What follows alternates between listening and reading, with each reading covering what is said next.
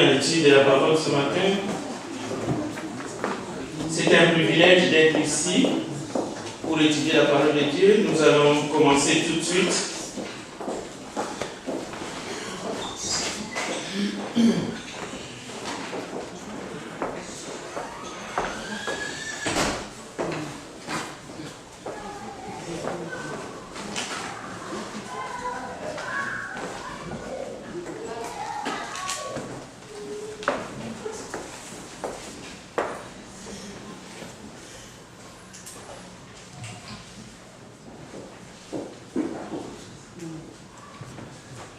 L'étude de ce matin, c'est la suite de l'étude biblique du dimanche passé.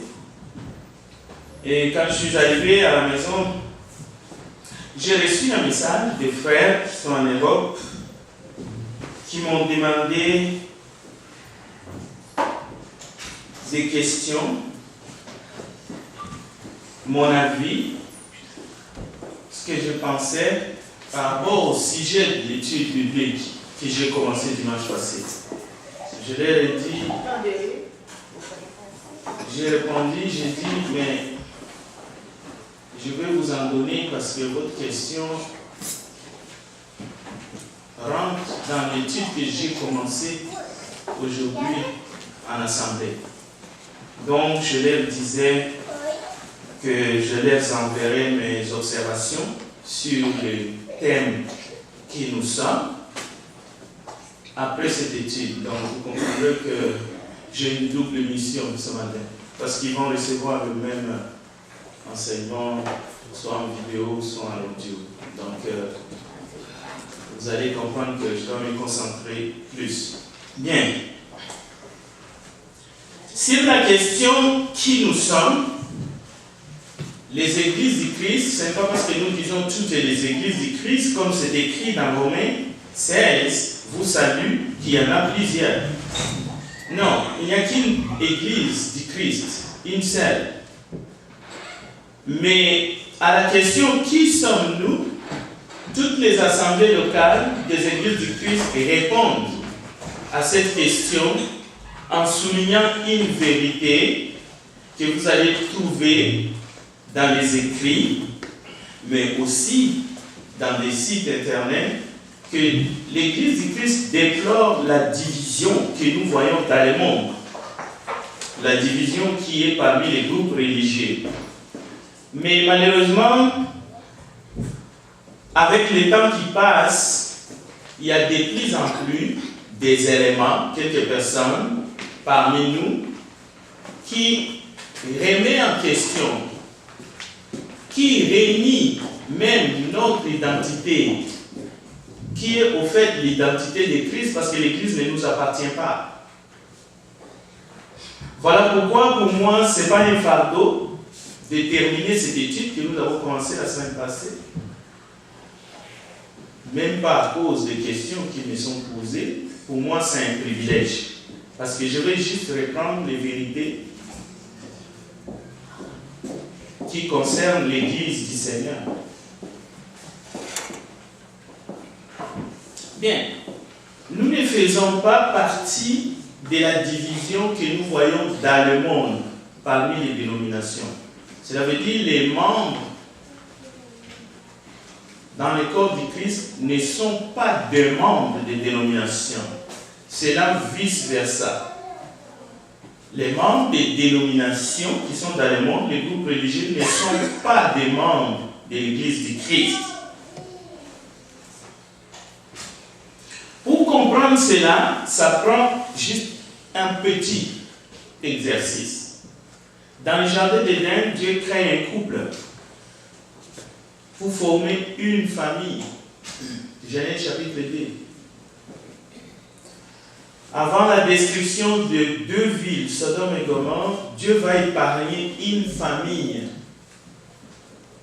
celle de Lot. Dans sa pédagogie, Dieu commence déjà à montrer qu'est-ce qu'il veut faire. Dans l'âge de Noé, vous n'allez pas être étonné que c'est une famille qui est là.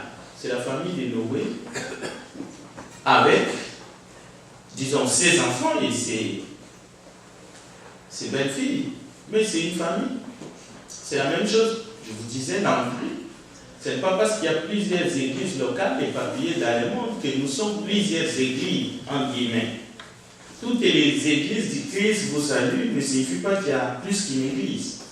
Il n'y a pas de division dans le corps. Mais il y a la division parmi les groupes dénominationnels dans le monde. Nier cette vérité, c'est commencer à se perdre. Finalement, au temps fixé, Jésus-Christ est né d'une femme sous la loi. Son but en venant a été de former une nouvelle famille. Parce que Dieu s'est choisi un peuple. Là encore, ce peuple, c'est à partir, nous verrons, d'un homme qui s'appelle Abraham. Et c'est à partir d'Abraham que Dieu va dire, tu vas devenir une grande nation. Donc, lorsque Jésus dit, je bâtirai mon église, il n'a pas dit plusieurs églises qui s'opposeront les unes des autres dans ce qu'ils enseignent. Donc les détails. Vous savez, le Saint-Esprit ne parle pas une langue que nous ne comprenons pas. Sauf si nous sommes devenus insensibles de cœur et d'oreille. Donc, je bâtirai mon église, ce n'est pas plusieurs groupes qui s'opposent dans ce qu'ils enseignent. Et cela est vérifiable. Cela veut dire, s'il n'y avait pas opposition dans l'enseignement, dans leur enseignement, on ne pouvait pas parler des groupes. On pouvait peut-être parler des dénominations, mais pas des groupes qui s'opposent dans ce qu'ils enseignent. Oui, réellement, ils s'opposent. Donc, les membres du corps du Christ, le membre de l'Église du Christ, localement, dans une ville, d'un pays à un autre, n'ont jamais cautionné la division que nous voyons dans le monde parmi les dénominations. C'est-à-dire, nous déplorons cette division. Nous les dénonçons. Parce que le corps n'est pas divisé. L'Église du Christ n'est pas divisée. L'Église du Christ n'est pas en compétition. Si Satan est divisé, tout royaume qui est divisé ne peut subsister. C'est Jésus qui l'a dit. Il n'y a pas de division dans les corps. C'était vraiment une reproche à l'Église de Corinthe. Et Paul est allé plus loin avec eux. Il a utilisé même des symboliques. Qui est Paul? Qui est Apollos? Qui est Pierre? Il était vraiment choqué. Bien, il a plu à Dieu de sauver les croyants par la folie de la prédication. Je dis bien, Dieu a choisi bon de sauver les croyants par la folie de la prédication. Vous allez me dire, il y a des croyants partout. D'accord. Maintenant, voyons si la folie de la prédication a été comprise. S'ils sont d'accord. Il ne suffit pas de dire que les gens se contredisent. Il faut démontrer cette contradiction. Mais commencer à cautionner la contradiction ou appeler la contradiction bien, quelque chose que Dieu approuve, c'est la confusion. Donc je réponds à cette question et j'ai conclu l'étude du dimanche passé. Jésus lui-même disait déjà dans 1 Corinthiens 3, 22, et vous connaissez bien les textes, je ne voudrais pas m'attarder là-dessus pour me permettre de vous laisser le temps de poser des questions. Les Juifs demandent des miracles, les Grecs cherchent la sagesse. Donc vous voyez déjà le pôle d'intérêt. Et il donne un exemple. Il y avait à Capernaum un officier du roi, dont le fils était malade. Ayant appris que Jésus était venu de Judée en Galilée, il y alla vers lui, le pria de descendre et de guérir son fils qui était près de mourir. Jésus lui dit, après avoir répondu à sa demande, si vous ne voyez des miracles et des prodiges, vous ne croyez pas. Donc, j'ai compris. Et je vous appelle à cette compréhension. Sans de faux miracles et des prodiges mensongers, tous ces groupes dénominationnels disparaîtront. Et la division finira.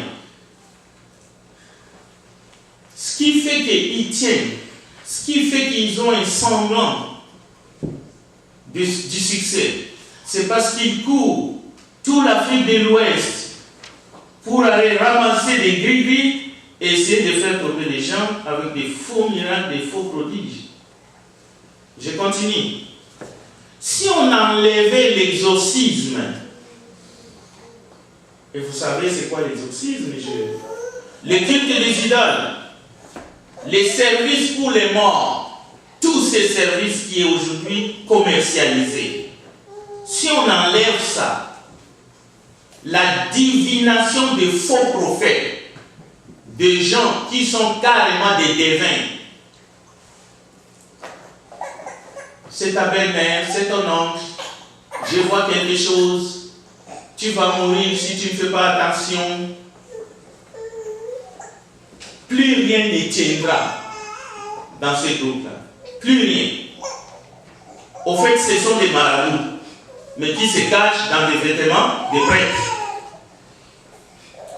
Si on enlève tout ça, c'est une coquille vide qui restera. Cela veut dire, ils ne sont pas là pour adorer. Ils viennent chercher des profits. Maintenant, posez-vous la question, que cherchent les gens de nos jours? Lorsque vous regardez les gens dans le monde, ils cherchent soit le succès, soit l'argent, soit la gloire des hommes. C'est pour cela que le message de l'évangile n'a pas vraiment du succès selon les gens du monde. Il semble que le message de l'évangile est impopulaire. C'est un semblant. Vous avez l'impression que le message que vous écoutez n'est pas populaire. Ils nous ont volé la vedette. Je viens de vous montrer avec quoi ils ont essayé de nous voler la vedette. Mais ça ne tiendra pas. Parce que le rôle du diable, c'est de mentir. Le rôle du diable, c'est de tromper. Cela veut dire, le diable veut modifier le plan de Dieu et le plan du salut dans le but d'égarer le maximum des gens, si c'est possible. Donc, en voulant plaire au monde, en voulant avoir du succès dans ce monde, en voulant devenir riche plus vite, en utilisant même la parole de Dieu, ils ne sont plus là pour adorer. Ils sont là pour les choses que nous venons de voir. Maintenant, revenons à Hébreux chapitre 10. Écoutez. N'abandonnons point notre assemblée comme quelques-uns ont coutume de faire. Pour ces raisons-là que nous venons de voir. Exhortons-nous les uns les autres, c'est là d'autant plus que vous voyez approcher les jours. Car si nous péchons volontairement, après avoir reçu la connaissance de la vérité, il ne reste plus de sacrifice pour les péchés, mais une terrible attente du jugement et un feu ardent qui dévorera le rebelle. Ceux qui sont faibles, même parmi les enfants de Dieu, dans les églises du Christ, ils ont abandonné. Ils ont suivi. Ils ont été séduits par des prodiges mensongers. Ils ont quitté l'église pour aller dans les groupes religieux dénominationnels. Alors que c'est l'inverse que Dieu veut. Pour nous, le verset 39, Hébreux 10, nous ne sommes pas de ceux qui se retirent pour se perdre, mais ceux qui croient pour le salut de leur âme. Le juste vivra par la foi, pas parce qu'on vous dit de courir pour aller voir, pas par les prodiges mensongers, pas par des paroles de connaissance diabolique, pas parce qu'on t'a dit que tu as une boule dans le ventre et on va t'aider à l'enlever, pas parce qu'on t'a dit écoutez, si tu viens chez nous tu vas avoir des enfants. Non, Jésus a dit même les ennemis seront séduits s'ils ne sont pas vigilants. Maintenant, on va aller pas à pas. Regardons Nicodème. C'était un docteur de la loi, un chef des Juifs. Qu'est-ce qu'il a fait? Avait-il une religion? Oui. Une de meilleures au monde. Qui venait de Dieu. Parce que Moïse a reçu la loi de la main de Dieu. Donc, le docteur de la loi, il vint auprès de Jésus de nuit. Pourquoi? Il avait peur des Juifs. Il avait une notoriété. Vous allez voir, c'est un docteur. Donc, il connaît mieux les enseignements de la loi. Et il les met en pratique. Un autre, Joseph d'Arimathie. Vous avez entendu parler de cet homme. C'est un homme riche d'abord. Ce n'est pas quelqu'un qui manque quelque chose à manger. Il est riche. La Bible dit qu'il est illustre, c'est-à-dire quelqu'un qui est écouté dans les Sanhédrins. Faire partie du Sanhédrin aujourd'hui, ça peut ressembler au Sénat américain, dans le monde. Oui, mais plus que ça. Donc, Matthieu 27, 57, allez voir un peu le portrait de cet homme. Mais Luc nous dit, c'était un disciple de Jésus, un peu comme Nicodème, en secret. C'est-à-dire qu'il commençait à croire, mais il cachait ses convictions. Pourquoi? Par crainte des autorités juives. Et les autorités juives sont les autorités d'une religion établie. Et attention, elle est encore établie aujourd'hui dans le monde. Elle est là. Elle existe. Donc, vous pouvez lire dans Jean 19, 38, vous verrez, même il est dit que Joseph d'Arimathée attendait le royaume de Dieu. Et même il n'avait pas consenti à la condamnation des Juifs, de Jésus par les Sanhédrins. Il n'a pas consenti. Mais il était dedans, il était avec les autres. Cela veut dire, quelqu'un peut être de l'autre côté de la barrière, mais il commence déjà à bien penser. Il ne veut pas salir ses mains, comme un autre qui sait même laver les mains. Mais il était toujours de l'autre côté. Cela ne faisait pas de lui un disciple de Jésus. Joseph d'Arimathée. Deux personnages importants dans les évangiles, ils vont s'occuper de l'ensevelissement de notre Seigneur, du Seigneur Jésus. Actes chapitre 13, verset 27 à 29, et il y a plusieurs autres. Bon, maintenant, voici la question. Je vais ajouter à ces deux personnages un autre personnage qui s'appelle Saul. Un juif né à Tars, en Cilicie. Il est instruit au pied de Gamaliel dans la connaissance exacte de la loi de ses pères. Il est plein de zèle. Pour qui? Pour Dieu. Collaborateur du souverain sacrificateur et du collège des anciens. La religion juive était réelle. Dieu travaillait avec les souverains sacrificateurs et les collèges des anciens déjà à l'époque, mais avec la loi. Mais cela va changer avec la mort de Jésus. Maintenant, voici la question dans cette étude biblique pour conclure. Imaginez Paul, Joseph, Nicodème, imaginez ces trois-là, d'accord? Après leur conversion totale, pas le début de conversion, mais conversion totale. Lorsque Jésus est mort, ils ont enterré, ils ont vécu la résurrection de Jésus, maintenant ils sont devenus disciples, plus en cachette, plus en secret. C'est-à-dire ils vont s'assembler là où l'église est réunie. Pouvez-vous imaginer qu'ils retournent au Sanhédrin pour aller siéger dans l'apologie de la loi de Moïse et du judaïsme? Pouvez-vous imaginer cela une seule seconde? En tout cas, Paul ne l'a pas fait. Et les deux autres aussi, parce que nous avons leurs témoignages dans la Bible. Avançons. La question que nombreux se posent, jusque de l'autre côté de l'Atlantique, peut-on empêcher à un évangéliste ou un enseignant de prêcher dans certains milieux?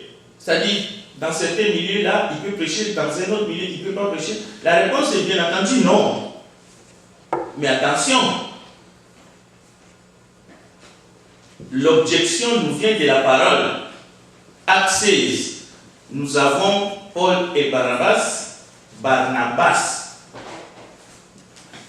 où ils sont empêchés d'aller dans une ville, mais du moins temporairement. Peut-être qu'après ils sont allés, mais c'est par le Saint-Esprit qu'ils ont été empêchés. Mais voici le verset qu'on utilise souvent, à tort. 2 Timothée 4:2. Prêche la parole, insiste, en toute occasion, favorable ou non. 1 Timothée 4:11. Déclare ces choses, enseigne-le. Le contexte ici, frères et sœurs, c'est un contexte où l'évangéliste Timothée prêche dans une église locale du Christ. Il ne faut pas utiliser, enlever dans les contextes, en toute occasion favorable ou non. Paul était en train de dire à Timothée de briser les barrières ou d'entrer dans une synagogue de Satan. Non, ce n'est pas ça. J'ai déjà bien dit qu'on ne peut pas dire à un évangéliste, là tu peux aller, là tu ne peux pas aller. Mais ne faussez pas les Écritures, regardez le contexte. Le contexte ici, c'est dans une assemblée où il y a des hommes, des femmes qui sont dans le Seigneur. Mais par contre, là où j'ai répondu non, on ne peut pas empêcher l'évangéliste d'aller dans certains milieux, pas dans un autre milieu, il faut retourner dans Acte 7. Là où Étienne prêche l'évangile rempli du Saint-Esprit, et on sait la réaction de ceux qui étaient en face de lui. Et il s'est fait lapider. Si on se base, même si c'était en plein air, on peut, à partir de Acte 7, dire un évangéliste, un enseignant, on ne peut pas dire là tu vas, là tu ne vas pas. Mais utiliser 1 Timothée 4:11, c'était l'abus. Bien. Qui est fils ou fille prodigue? Acte 8, 4 à 8. La Bible nous dit, lorsque Philippe enseignait, oui, en Samarie, dans le verset 4 à 8, voilà, une foule tout entière était attentive à ce que disait Philippe.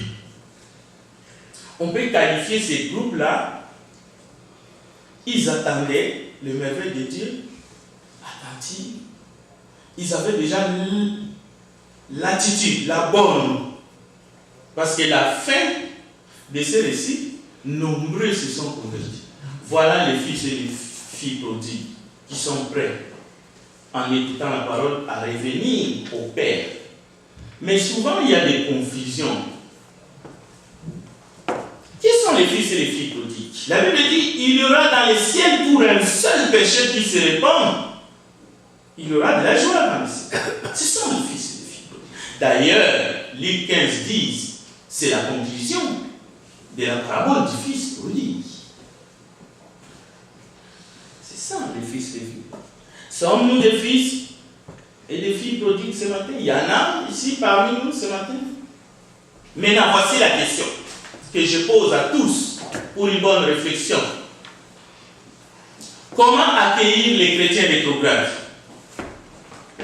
ou ceux qui ont persécuté le corps de Christ une ou deux fois dans leur vie? Comment les accueillir lorsqu'ils reviennent? Lorsqu'ils reviennent dans le bon sens.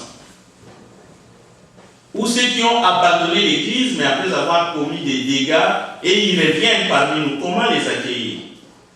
Voici un exemple concret de quelqu'un qui a persécuté l'église. Je vous donne le texte. Acte 9, verset 26.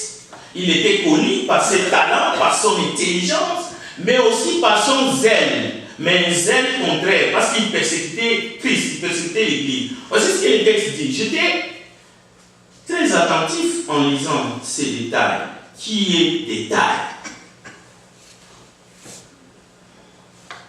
Saul tâcha de se joindre à eux. À eux ici, c'est le corps, mais tous les craignaient. Pourquoi? Parce qu'il est l'un qui est connu aux yeux de tous, qui a persécuté l'Église. C'est pour cela que je vous pose la question. Doit-on accueillir en héros ou comme des espions ceux-là qui ont déjà bougé l'Église une ou deux fois? Bon, s'ils reviennent en se frappant la poitrine dans une attitude de repentance, on pourrait même dire, utiliser le terme fils prodigue. Mais voyez-vous, l'Église du 1er siècle n'a jamais appelé Saul fils prodigue. Jamais. Au contraire, ils étaient aux aïeux. Mais quand ils ont véritablement vu que l'Éternel a fait grâce à cet homme, il a été accueilli à bras ouverts. Donc, Paul, devenu Paul, c'est un ennemi qui est devenu un frère à cause de ses actions. Ces détails-là méritent notre attention. Donc, une fois vraiment converti, lui, Paul, devenu frère, il avait toujours un grand amour pour ses compatriotes qui sont restés de l'autre côté. Et c'est tout à fait normal, ça. Et nous devons aller rechercher cette compassion, nous aussi. Romains 9, vous pouvez le lire. Mais en même temps, Paul était fier. Et même, il a revendiqué plus d'une fois d'être de la race d'Israël. Attention, la race d'Israël ici, ça n'a rien à voir avec la peau. La race d'Israël. Bien. De la tribu de Benjamin, il disait, je suis hébreu né d'hébreu. Quant à la loi pharisienne, quant aux œuvres persécuteurs de l'Église, irréprochable à l'égard de la justice de la loi. Donc, il pouvait dire, moi, avant de devenir chrétien, je respectais la loi. Il le disait, il n'avait pas honte de le dire. Maintenant, voici une question que je pose. Comme Paul, sommes-nous contents de notre héritage culturel? Sommes-nous contents de notre religion de naissance? Il y en a ici qui ont leur religion de naissance. Moi aussi. La religion de nos pères, c'est la religion de naissance, c'est la religion musulmane. Est-ce que sommes-nous fiers de nos racines? Et ça se fait que dans les églises du Christ, on trouve des gens dont leurs racines religieuses, c'est pentecôtiste, vos racines, c'est catholique, vos racines, c'est baptiste, vos racines, c'est orthodoxe. Je vis les gens qui sont très fiers de leurs racines orthodoxes. Vos racines hindoues, noires africaines, parce qu'il y a la religion des Noirs en Afrique. Et même maintenant en Europe et aux États-Unis, partout en Amérique du Nord. Sommes-nous contents de nos racines indiennes? Les dieux de nos pères, les Indiens, les Irlandais, les Hispaniques aussi. Sommes-nous fier, comme Paul disait, je suis hébreu, né d'hébreu, de la tribu de Benjamin.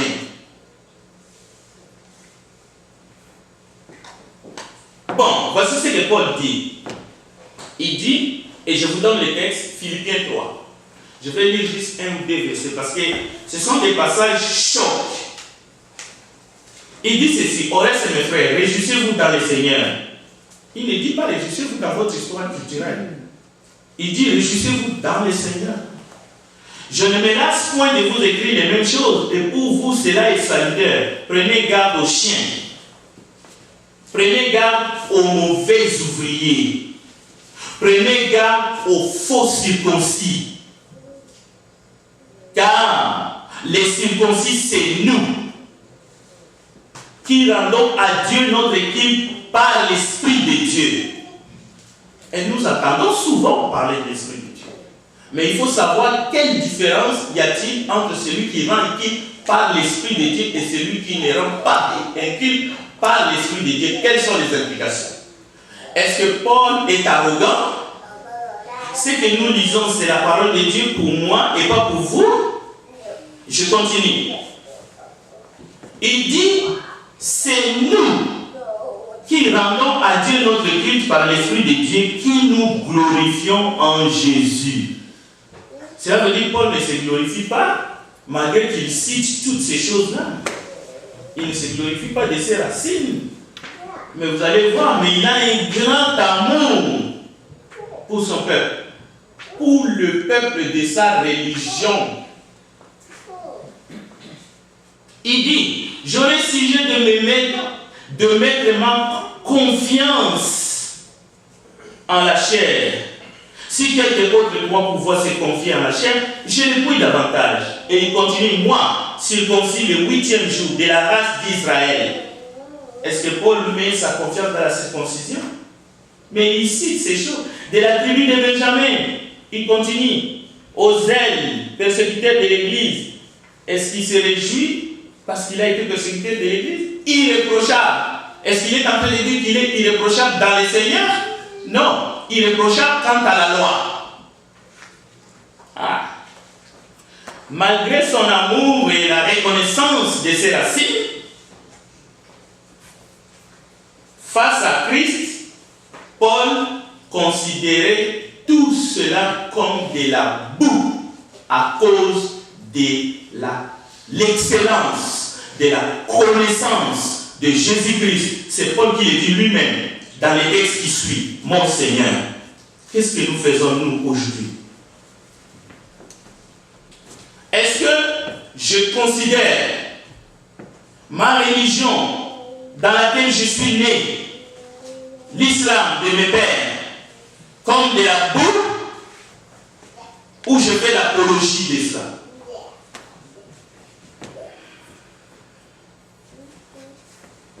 Il dit, verset 7, ces choses qui étaient pour moi des gains, je les ai regardées comme une perte à cause de Christ. Et il dit, même, je regarde toutes choses comme une perte à cause de l'excellence de la connaissance de Jésus-Christ mon Seigneur, par lesquelles j'ai renoncé à tout. Et je le regarde comme de la boue, afin de gagner Christ et d'être trouvé en lui, non avec ma justice, celle qui vient de la loi, mais avec celle qui s'obtient par la foi. La justice qui vient de Dieu par là, afin de connaître Christ. Je vous laisse ce texte, il faut le lire jusqu'au verset 20. Mais regarde, je vais lire quand même le verset 16. Seulement, au point où nous sommes parvenus, marchons des mêmes pas. Soyez tous mes imitateurs, frères. C'est pour cela que nous l'imitons. Il l'a dit, poussé par le Saint-Esprit. Soyez tous mes imitateurs, frères, et portez les regards sur ceux qui marchent selon le modèle que vous avez en nous. Car il avait plusieurs qui marchent à l'ennemi de la croix de Christ. Je vous en ai souvent parlé et j'en parle maintenant encore en pleurant. Leur fin sera la perdition. Ils ont pour Dieu leur ventre, ils mettent leur gloire dans ce qui fait leur honte, ils ne pensent aux choses de la terre. Mais notre cité à nous est dans les cieux d'où nous attendons comme sauveur le Seigneur Jésus. qui transformera le corps de notre humiliation. Donc, une fois que nous comprenons ces vérités, nous pouvons vivre dans ce monde comme Église du Christ et nous pouvons prêcher la parole de Dieu. Nous pouvons dire comme Paul, nous n'avons pas de puissance contre la vérité, mais nous n'en avons que pour la vérité. C'est un problème. Voici les problèmes. La coupe des bénédictions que nous bénissons n'est-elle pas la communion au sang de Christ? Le pain que nous rompons n'est-il pas la communion au corps de Christ? Puisqu'il y a un seul pain, nous qui sommes plusieurs, nous formons un seul corps car nous participons tous à un même pain. Les groupes religieux qui ne participent pas à la table du Seigneur le dimanche matin, comme ce matin, inconsciemment, ils participent à la table des démons. Parce que Jésus a dit, faites ceci en ma mémoire, chaque fois que vous vous réunissez. Donc, le prétexte de modifier la parole de Dieu et de se déclarer innocent, ça s'arrête ici. Le prétexte d'appeler mal bien et bien mal, ça s'arrête ici. Et ce n'est pas un jugement contre quiconque. C'est une déclaration de la vérité de l'évangile de Christ. Ou on prêche l'évangile de Christ, ou on prêche l'évangile des démons. Nous disons ce que nous avons entendu, nous disons ce que nous avons lu. Le prétexte de quitter une assemblée volontairement ou temporairement, n'importe quand, n'est pas biblique. Parce qu'on ne quitte pas une assemblée comme étant dans un lieu, c'est la communion avec Christ qu'on quitte. Et cela est déplorable, même si c'est temporaire. C'est fouler aux pieds le sang de l'alliance que nous commémorons. Le premier jour de la semaine, pensez à ça. Il y a deux sortes de communion. Et ici, je vais m'arrêter. Deux sortes de communion. Les textes bibliques nous le disent, 1 Corinthiens chapitre 10, verset 16. Il y a la communion au sang et la communion au corps. Communion au sang, vous aimez cela, vous chérissez. Pourquoi? Parce qu'il s'agit de la purification de nos péchés. Même après le baptême, le sang de Jésus vous purifie de tout péché. Même si vous êtes chez vous, vous savez que le sang de Jésus me purifie de tout péché. Je peux demander pardon à Dieu n'importe quand, si je suis sincère, si je renonce, Dieu va me pardonner. Mais la communion au corps, comment vous obéissez à la communion au corps? La communion au corps, c'est lorsque nous sommes assemblés. Et lorsque vous abandonnez la communion au corps, vous foulez aux pieds les sangs du Christ. Vous foulez aux pieds les corps qui a été brisé pour nos péchés. C'est ça la vérité que Christ a laissée à ses disciples. Et comment nous abandonnons cette communion? Par les absences répétées à l'assemblée et à cette communion, par la négligence, par les désordres. J'ai visité une sœur qui m'a dit, il y a seulement 4 jours, il dit, de temps en temps, si vous ne nous voyez pas, moi et ma famille, nous allons nous réunir à l'église du Christ des mondes. Là-bas, c'est calme, c'est tranquille. L'équipe est vraiment... J'ai écouté. Donc, par le mélange, un mélange dangereux, on ne peut pas mélanger quoi que ce soit avec le corps du Christ, parce que c'est un corps qui est saint. On ne peut pas mélanger le membre des dénominations avec le membre dans le corps du Christ. Qui nous sommes? Nous sommes des simples chrétiens avec aucune prétention et nous suivons la doctrine de Jésus-Christ. Nous avons des conducteurs, nous respectons nos dirigeants, mais nous n'avons pas un chef avec un chapeau long jusqu'au plafond. Nous n'en avons pas, mais pas du tout. Nous n'avons pas un siège social. Nous n'en avons pas. Donc, le respect de la communion du corps du Christ, c'est une question d'amour véritable. Et je m'arrête là. Ce n'est pas une autre question. Si l'amour du Christ qui est mort pour vous, dans votre cœur, la communion au corps, le rassemblement de ce matin, c'est une question d'amour véritable. Vous n'avez pas besoin que qui que ce soit vous dise quoi que ce soit. Vous êtes là parce que vous aimez le corps, la communion au corps. Et c'est l'assemblée, c'est l'église. Amen. Il n'y a rien à dire, il n'y a rien à faire. Si vous abandonnez d'une manière ou d'une autre, vous êtes seul, le seul responsable devant Dieu. Et chacun va rendre compte à Dieu. Amen. Amen. Dieu vous bénisse. Je ne sais pas si quelqu'un a au moins un commentaire pour ce que nous avons dit. Je peux prendre les questions, il n'y a pas de problème. Je vais vous écouter et l'assemblée va vous écouter. Oui, ma sœur. Vivre dans la foi. Mais qu'est-ce que cela veut dire? Est-ce que si on est chrétien, normalement, on n'est pas malade et puis on reste à dire que le juste vivra par la foi, vous n'avez pas, normalement, vous attendez que le Seigneur voit sa bénédiction, envoie quelqu'un pour vous apporter à manger. Bon, ça ne veut pas dire ça, les justes vivra par la foi. Ça, c'est vraiment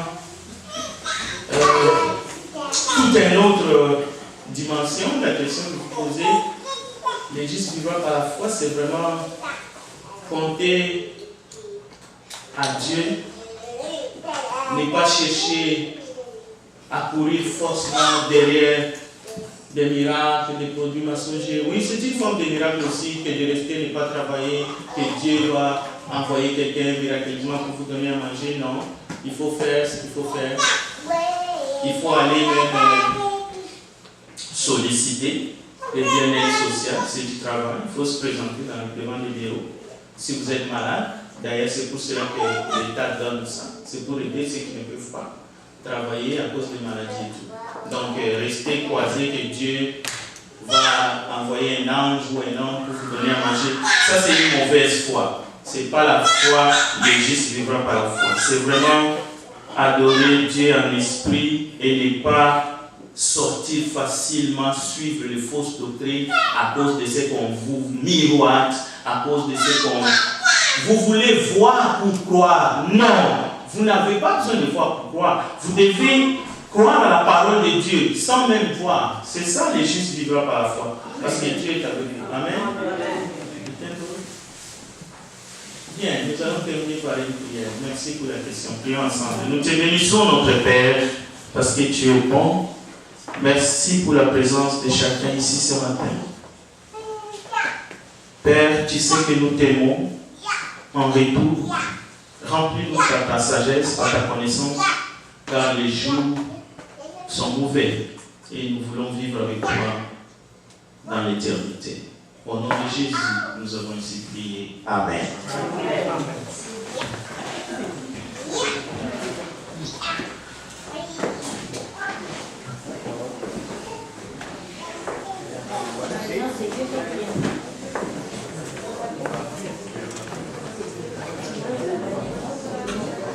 Sono chiamato in guerra sola, che va la pelle. Quindi c'era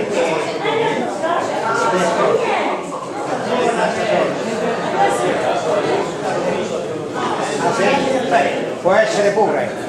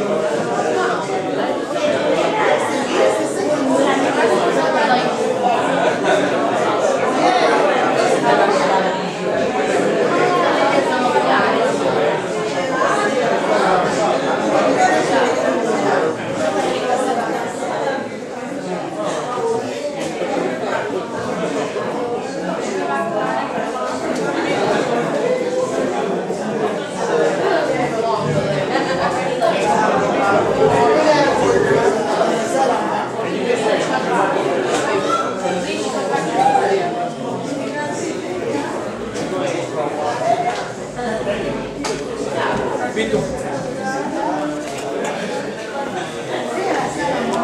Félix, ça va?